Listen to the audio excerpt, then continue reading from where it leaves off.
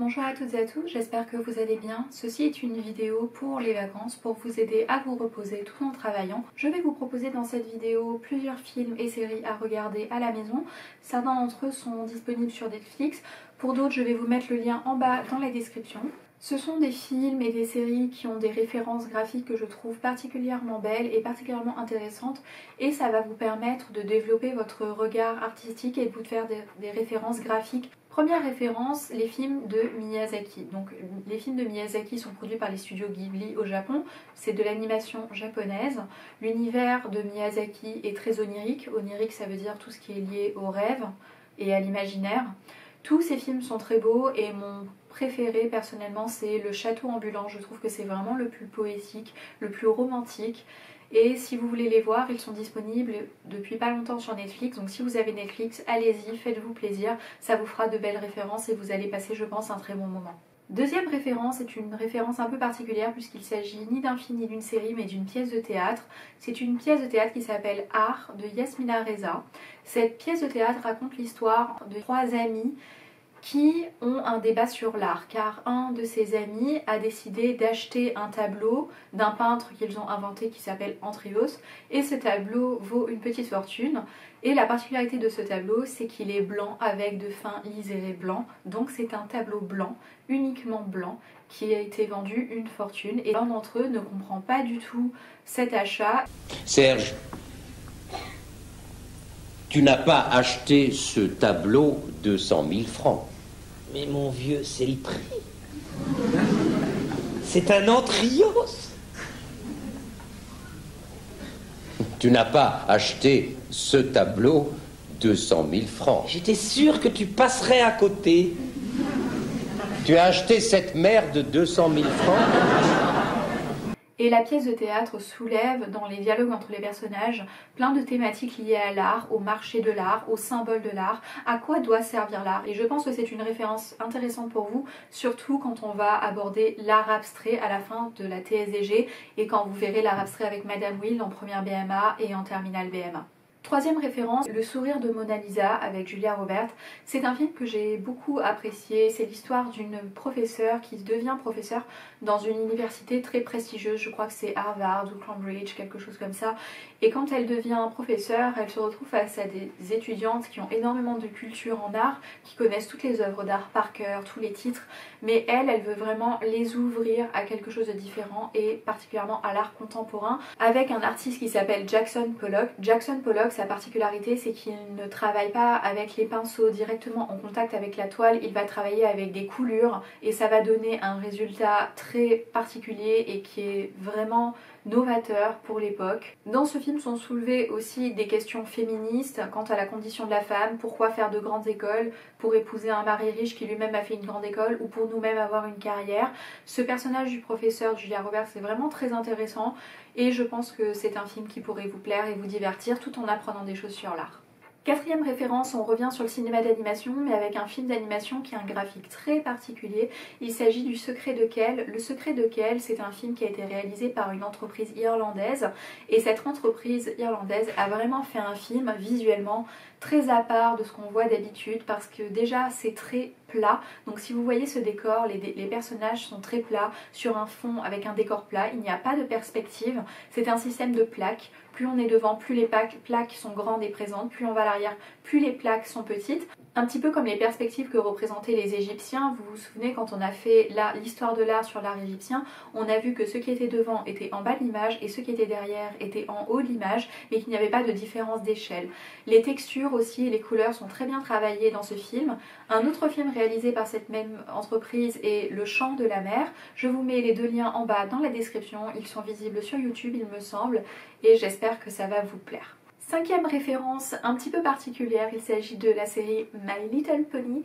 My Little Pony, c'est pas une série que j'ai regardée de A jusqu'à Z, mais j'aime bien regarder des épisodes un peu au hasard de temps en temps. Ce que j'apprécie énormément dans cette série, c'est l'univers graphique qui est très tranché, avec des couleurs vives, avec des aplats, avec des lignes en épaisseur qui donnent un côté vraiment cartoon, des corps qui sont déformés. La série est vraiment très drôle et très joyeuse, et je pense que c'est quelque chose que vous pouvez pouvez regarder juste en fond comme ça. Et surtout si vous avez des petites sœurs ou des petits frères, ça peut être marrant de leur montrer et de regarder ça en famille. Deuxième référence, L'étrange Noël de Monsieur Jack. C'est un film que j'espère vous avez déjà tous vu. C'est un film qui a été fait par les studios Walt Disney et par Tim Burton. Tim Burton est un réalisateur qui est connu pour ses nombreuses productions et qui a vraiment une patte artistique très personnelle, une empreinte graphique très personnelle. Une année, en TBMA, une élève avait choisi Tim Burton, il me semble que c'était Alice au Pays des Merveilles, mais je ne suis pas sûre, mais elle avait choisi le thème de Tim Burton pour son dossier E2, donc pour le dossier E2 que vous allez devoir faire à la fin de la TBMA, et je pense que ça fait partie des références graphiques, en tout cas vous devez connaître. L'étrange Noël de Monsieur Jack, donc pour l'animation, c'est une animation en stop motion. La stop motion, c'est une animation qui va faire bouger des marionnettes petit à petit, étape par étape, photo par photo. Et quand les photos sont mises côte à côte, ça va donner l'illusion du mouvement. À ne pas confondre avec la pixelation utilise le même procédé, sauf que ce n'est pas avec des marionnettes, mais avec des éléments du réel. Donc par exemple avec une chaise qui va se déplacer, avec des personnages. Une référence en pixelation sont les films de McLaren, je vous conseille de les regarder, je vous mets également le lien dans la description. Les films de Norman McLaren utilisent ce principe de pixelation et c'est assez rigolo à regarder. Septième référence, si vous aimez l'animation japonaise, je vous conseille vraiment vivement de regarder Amer Béton. Je ne suis pas moi-même animatrice, mais je connais des animateurs qui ont travaillé sur des grosses productions qui m'ont dit que Amer Béton, d'après eux, serait le film le mieux animé au monde. Effectivement, quand on regarde le film, c'est esthétiquement très plaisant, l'animation est très fluide et je trouve personnellement les décors absolument fantastiques. Donc si vous aimez l'animation japonaise, vous ne devez absolument pas passer à côté de ce film qui est la référence d'animation japonaise. Huitième film que je vous conseille, il s'agit du Tombeau des Lucioles. Le Tombeau des Lucioles a été réalisé par le réalisateur Isao Takahata. On compare souvent Isao Takahata avec Miyazaki. Miyazaki réalise, à ce qu'on dit, des films qui sont plus de l'ordre onirique, donc c'est le réalisateur du ciel, et Isao Takahata serait plutôt le réalisateur de la terre, car il traite des sujets qui sont plus terre à terre. En l'occurrence, ce film, Le Tombeau des Lucioles, est vraiment très triste. C'est un des films les plus tristes que j'ai vus, et ça inclut La Liste de Schindler et La Ligne verte.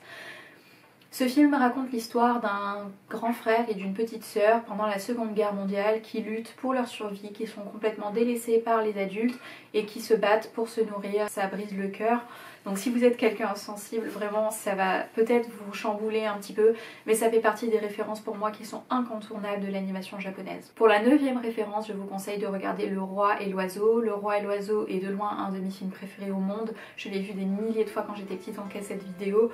Et les musiques sont absolument fabuleuses, l'animation est magnifique. C'est une réalisation française, donc Cocorico, enfin une vraie réalisation française. Les studios étaient à Paris, il s'agit des studios Paul Grimaud, du nom du réalisateur Paul Grimaud. Les textes sont de Jacques Prévert, ils sont absolument fantastiques, c'est très poétique et j'espère que vous allez aimer cette référence.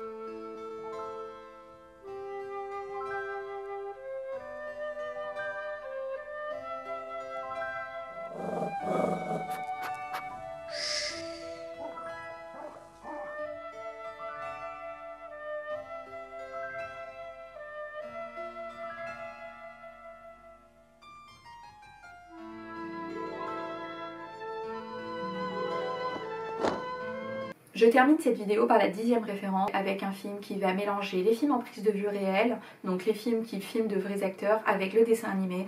Et bien sûr c'est Qui veut la peau de Roger Rabbit.